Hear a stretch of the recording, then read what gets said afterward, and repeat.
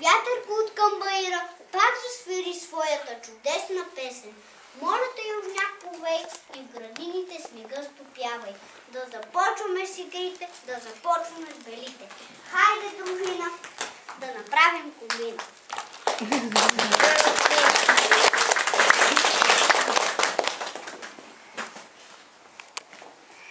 Навигор ми казват всички, идвам отдалечено, ще да видя нежна песен, моя топъл глас.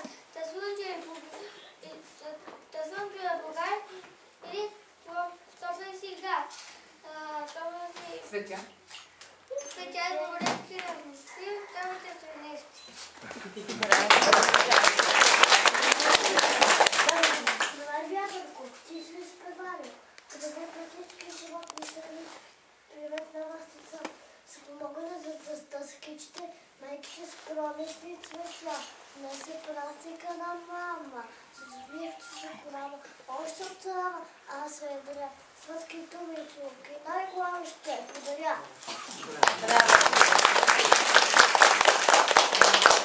Мама?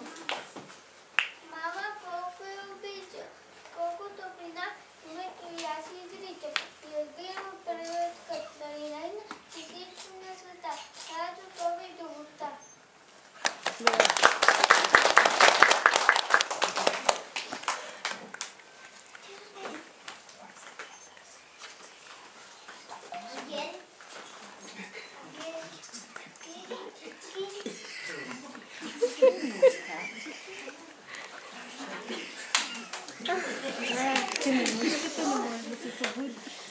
Забратка снежно бяла, снега звънче запява.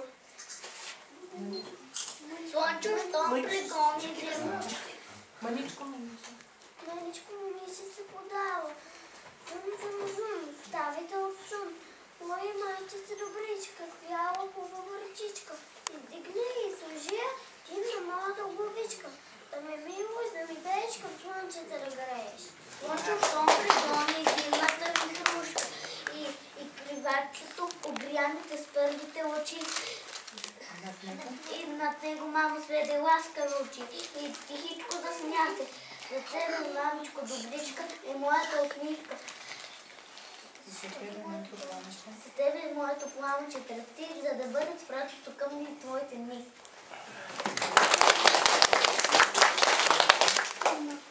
Маничка пробухава, пробуждаме мама с пролет рано, да се вгледа в очите ми, като ясни небеса, да се вкуша в неските и глави, за да не скърбя, защото без тебе аз какво съм?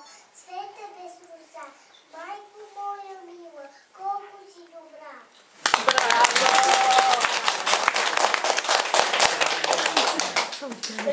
Патилане! Къде отиде той дете? Дали да не звънна на съседката? Къщата от кротост може да запали. Я, иде. Пролет иде, хей! Пролет! И колко деца, големи, мънички. Здравейте, деца! Здравей, бабо Чучмано! Аз съм първа хубавица и голяма умница. И за това съм решила от днес да не съм чула баба Цуцулана. Бабче, какво ще ми... Да не съм чула подигравки. Да сте виждали някъде моя патилан? Не! Къде отиде той? Бабо, не се гневи. Чуй ме и ми прости. Бяхме в библиотеката при кака Ганка. Канка! Той да не е някаква калпазанка.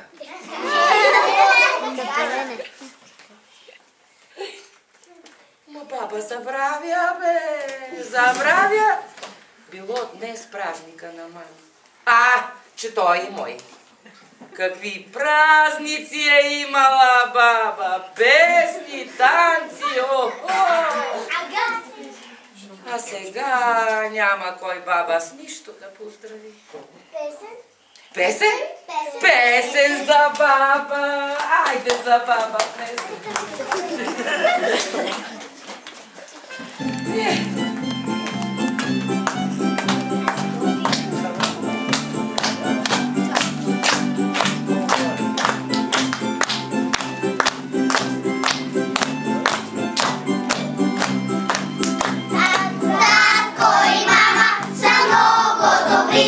Дори като браня белички, да слушат ни каза и се ми доказа с любов как се грижат за всички.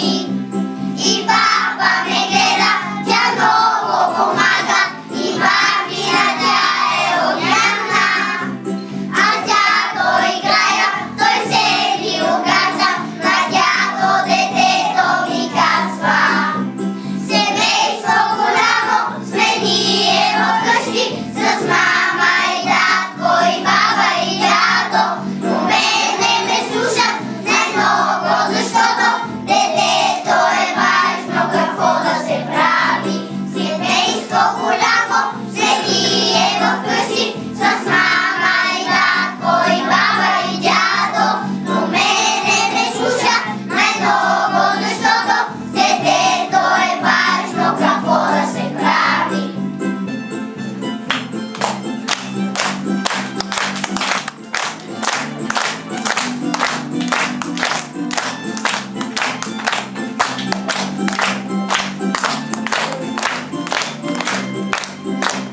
Така си живее семейството наше, обичаме силно живота прекрасен, защото в живота най-важно от всичко е ние да бъдем добрички. Така си живее семейството наше, обичаме силно живота прекрасен, защото в живота най-важно от всичко е ние да бъдем добрички.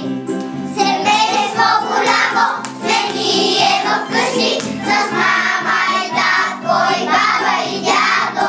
Но мене ме слушат най-много, защото детето е важно какво да се прави. Семейство голямо сме ние вкъщи, с мама и татко и баба и дядо.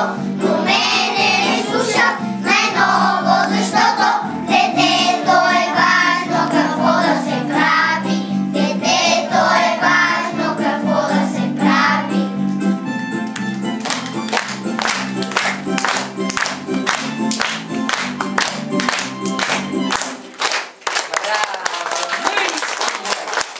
Малко ми възвърнахте самочувствието. Ама с една песен ли само старата жена ще поздрави? Ми майките с какво ще поздрави? Не знаете. Я тук при мен да видим Хайде баба да седне и да погледа Приказка. Опа.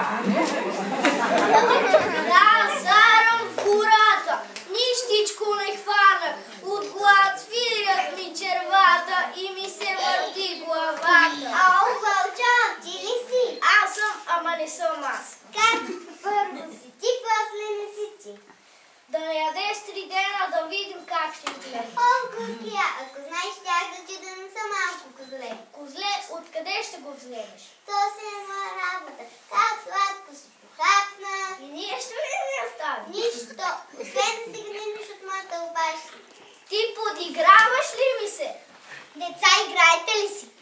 Тя ми се подиграва, а аз съм толкова гладен. Гладен значи по пътя срещнах една коза с червена шапка с кошница в ръка. Ау, каква приятна закуска. Аз не съм много по жабки, но ще ти помогна. Това те ли са? Глупча. Казвайте къде е кошницата. Каква кошница? Тази за баба ти. За баба ми ли? Той каза, че една коза с червена шапка с кошница в ръка е минала от тук. Първо козичката не е червената шапчета и второ вие закъсняхте. Да, така закъсняхме. Козичка се плива от дома, а храната изяде баба, а ние останахме да си наберем цветя. Приятели, това да не е онази кола с 7-те козлета. Може да е тя. Ау! Козичка, козленца, храничка. Ау! Тръгвай.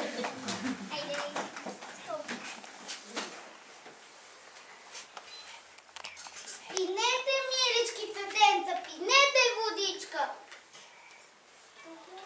Доброто, мамини козлета, ставайте добри момчета. Аз съм първи.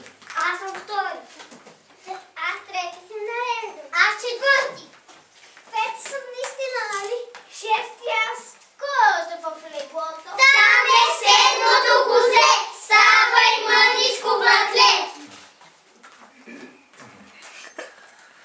Още ми се спи. Няма време да сбери. Стойте се вредичка пред голямата чешмичка. Аз муцунката извих. Аз ушичките изтрих. Зъбките ми повеляха. Уските ми почервеняха. Тропкам с чистички копица. Мокро и студено. Няма цялата гора по-добри от вас, деца. Слушай, чуйте ме сега, на пазар отивам. Вратата затворете и здраво заключете. На никой няма да отвори. Добре ще затвори. Обещавате, нали? Да, спокойно пазари. Искам вафла. И бомбони. Може пръси панталон. Искам гифра с мама. Може за мен мляка шоколад. Може колело за мен. Аз пък съм уморен. Стига вече, знае, аз ще напозоря за в час. Довиждане. Ура! Започваме игра. Погледнете се, братлета, засрамете се, момчета. Днес е празникът на мама. Ще те обори, щом се върне, ще се натъжи. Да се чудиш как успява, как се справя всеки ден. Ще почисти, ще потупа, стаите ще проветри и с обяд ще ни гости. Мама има трудна задача. Всеки ден по